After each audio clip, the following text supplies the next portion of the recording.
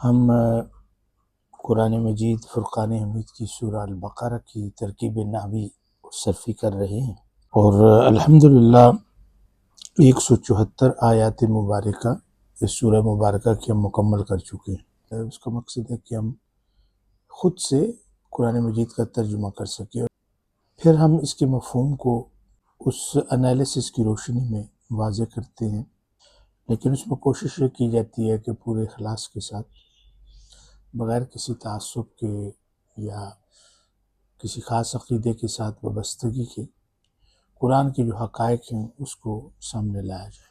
اولئک الذین اشتروا الضلالۃ بالہدی والعذاب بالمغفرۃ فما اصبرہم علی النار۔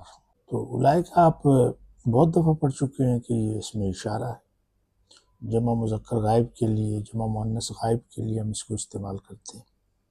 یہ مبنی ہے، اولائی یہ دراصل اس میں اشارہ ہے، اور یہ مبنی ہے کسرہ پہ، اور کا جو ہے یہ خطاب کے لیے جو مبنی ہے فتح، یہ محلاً مرفوع ہے، یہاں پہ مبتدا واقع ہوا ہے۔ الذین یہ اس میں موصول ہے،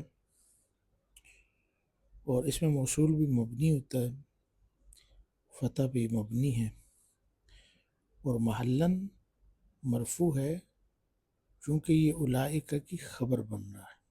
اشتراؤ یہ فعل ماضی ہے اور جمع مذکر غائب کا صیغہ ہے، اور اس کو ہم کہیں گے کہ یہ مبنی ہے۔ مبنی کس پہ ہے؟ الضمہ المقدرہ علی الالف المحذوفہ، اس میں جو الف محذوف ہے، را کے بعد الف مکسورہ ہے جو محذوف ہے۔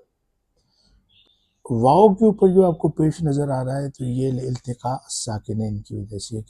الدلالۃ منصوب ہے چونکہ مفعول بھی واقع ہو رہا ہے۔ با حرف جر ہے، الہدی اس میں مجرور بالکسرہ المقدرہ علی الالف۔ ترجمہ ویسے ہوگا کہ یہ وہ لوگ ہیں جنہوں نے خرید لیا ہے گمراہی کو۔ الدلالہ کہتے ہیں گمراہی، ہدایت کے بدلے میں۔ واو عطف کی ہے، العذاب یہ معطوف ہے کس پہ؟ یہ الدلالہ پہ معطوف ہے۔ با حرف جر ہے، المغفرہ اس میں مجرور بالکسرہ الظاہرہ ہے، یعنی انہوں نے عذاب خریدا۔ پہلے کیا تھا؟ گمراہی خریدی کس کے بدلے میں؟ ہدایت کے بدلے میں، اور عذاب خرید لیا کس کے بدلے میں؟ مغفرت کے بدلے میں۔